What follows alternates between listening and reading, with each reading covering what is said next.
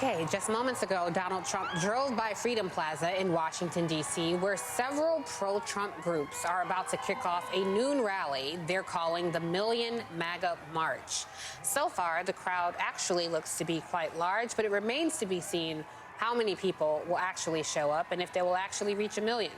I want to bring in MSNBC's Allison Barber, who is live on the ground in D.C. Allison, tell me about what's happening there.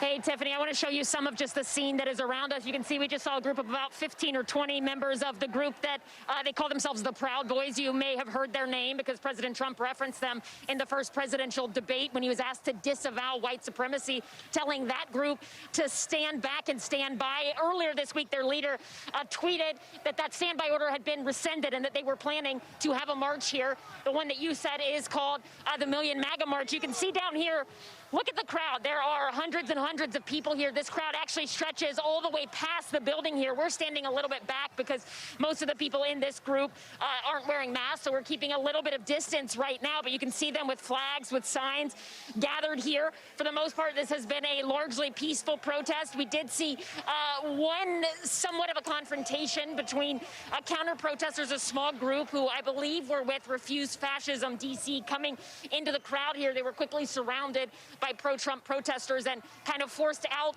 of this area. This group here, the people we have spoken to, they say that they have come here to show their support for President Trump and to also protest the election results, which they believe are fraudulent. I asked one person who was here if there was any point, even when all the states certify the results, if they would consider it a legitimate election once we see that Biden did officially, as NBC News has already called it, win this election.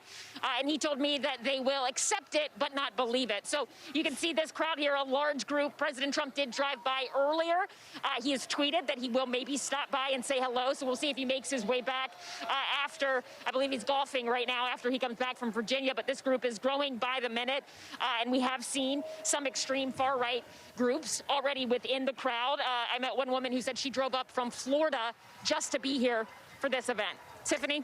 All right. Thanks, Allison. Don't go too far, and please stay safe and keep your distance from folks without a mask. We may come back to you, and if I don't, I'm sure my colleague Alex Witt will be checking back in with you on what's happening on the ground there. Allison Barber, thank you so much. I want to turn now to our justice correspondent for The Nation, Elie Mystal, and Jason Johnson, MSNBC contributor, to help talk through some of this craziness. So, Jason, you know, this is not far from where I live in Washington, D.C., so looking at this crowd, the reporter Allison mentioned the Proud Boys. Enrique Tarrio, who considers himself the chairman of the Proud Boys. I didn't know they were so organized. Perhaps there's a board of directors we don't know about.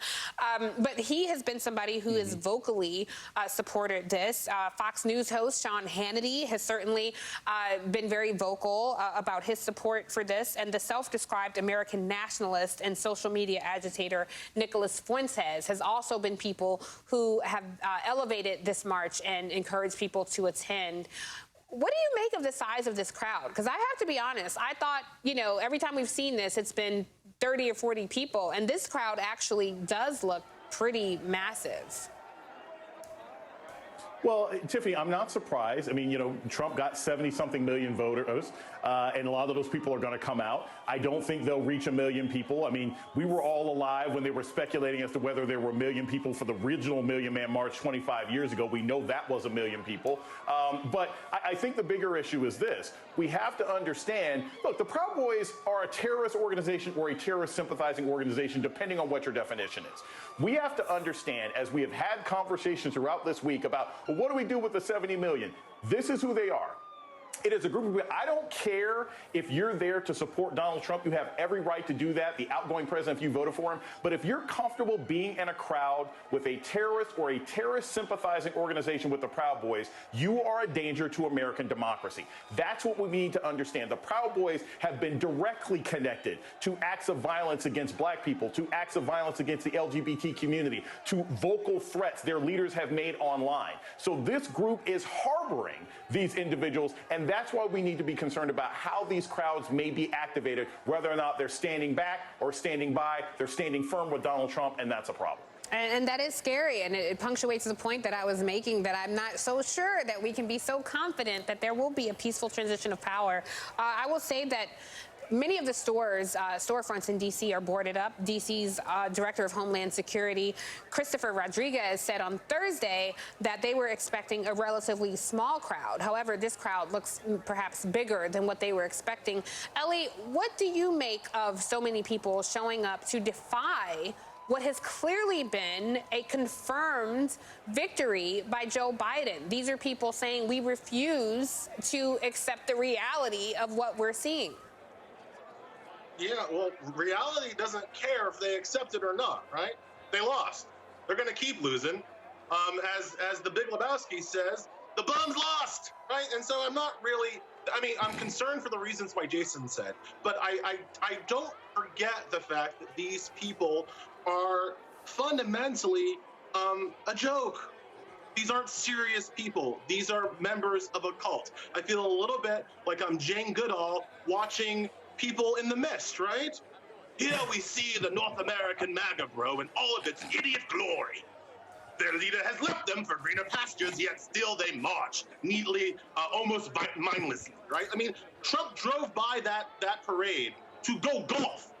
His entire election results lawsuit strategy is a grift to make money for his campaign, and these people give it to him. And so I refuse to let these people take my joy having defeated them for at least the next 4 years. I refuse to let them take my joy. March all they want. I hope they get frostbite. Well, I mean, let me say this march includes the Women for Trump event, and they have falsely asserted this voter fraud and that's the reason that Donald Trump lost the election. But we're seeing record turnout in terms of the popular vote. Arizona has been called. North Carolina was called, and Trump actually won it. Arizona, much thanks to the Navajo Nation, Native Americans in that state who helped deliver a decisive win to Donald Trump.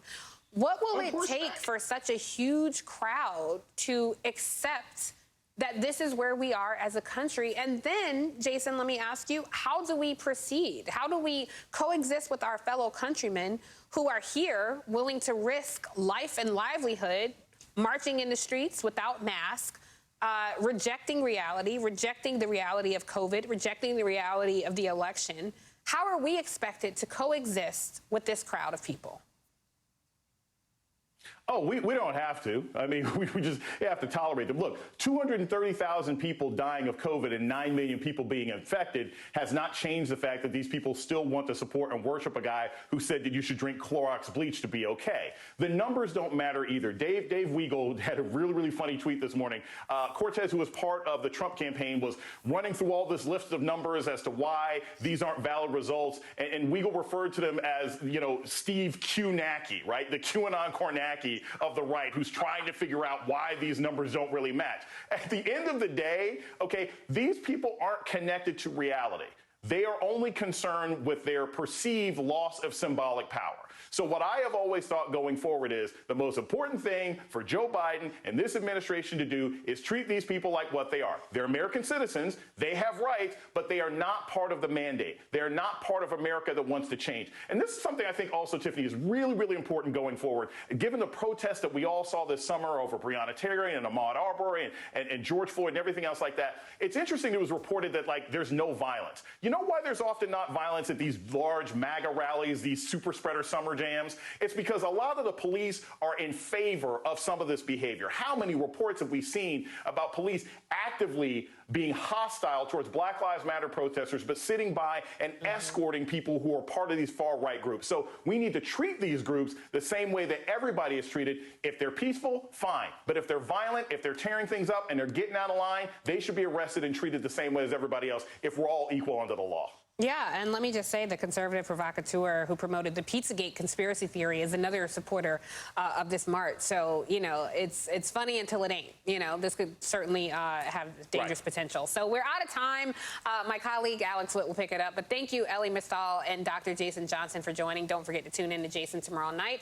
That's our show for today. So more AM Joy tomorrow at 10 a.m. when my colleague Jonathan Capehart will be in the chair. For now, stay tuned for Alex Witt.